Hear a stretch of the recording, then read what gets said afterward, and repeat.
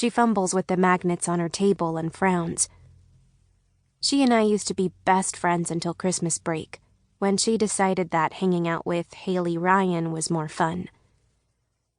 Now she sits with Haley at lunch and barely says a word to me. The few times I've caught her alone, I've been too afraid to ask her why we're not best friends anymore. I've tried to figure out what I did wrong, but I always come up empty. Since kindergarten, I've been the coolest best friend. Last year I made her a best friend bracelet. I used her favorite color rubber bands, pink and black. Then it was her idea to invent our own secret language. She called it Best Friend Code. I mastered our new language in a couple of hours. Sadly, it only lasted a month because Sara got bored with it. Did Sara get bored with me the same way she got bored with our invented language? I glance over at her again. I bet if I win this science fair, she'll realize how much she misses being my best friend. There's nothing boring about a massive volcano. Even though I know my volcano project inside and out, I flip through my note cards. I am super prepared to answer Mr. Gribble's questions about lava, the Ring of Fire, and all the different types of volcanoes. I know more about gas bubbles than is probably legal. Last night after dinner, I rehearsed my presentation for my family. Later, while everyone slept, I practiced in front of Secret. He eyed my volcano suspiciously and took every opportunity to whip it with his fluffy black tail.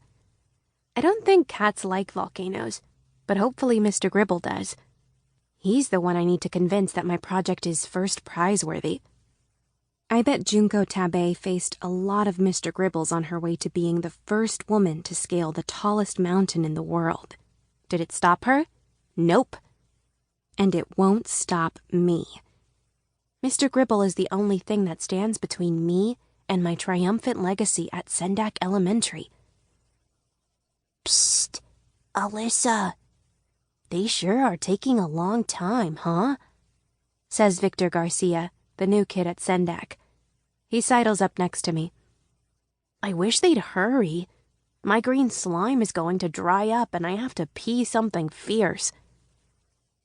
I glance over at his pained face and then at his table displayed to the right of mine. It's the Green Goo Project. That's so 4th grade. I know you're still kinda new, but only the adults call me Alyssa.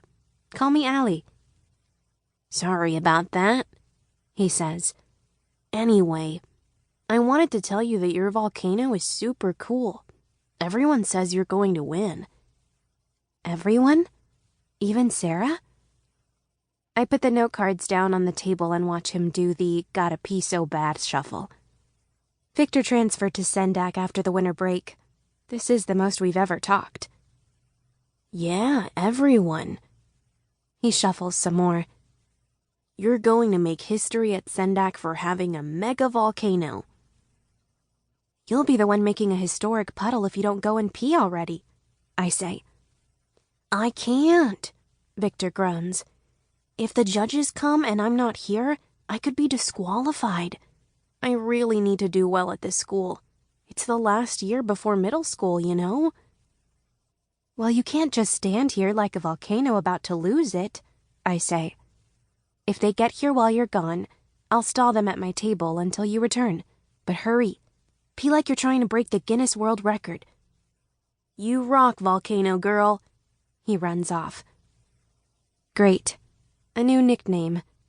The only name I want is Allie, Science Fair Champion. Maybe then my big brother Aiden and my youngest sister Ava will give me some respect. I'll finally make my family proud. And I can graduate from Sendak with my head held high like a true Velasco. I rummage through my book bag to take a quick inventory. Detergent and baking soda mixture? Check. Red food dye, vinegar, and water? Check. Towels for cleanup? Check. Safety goggles for the judges?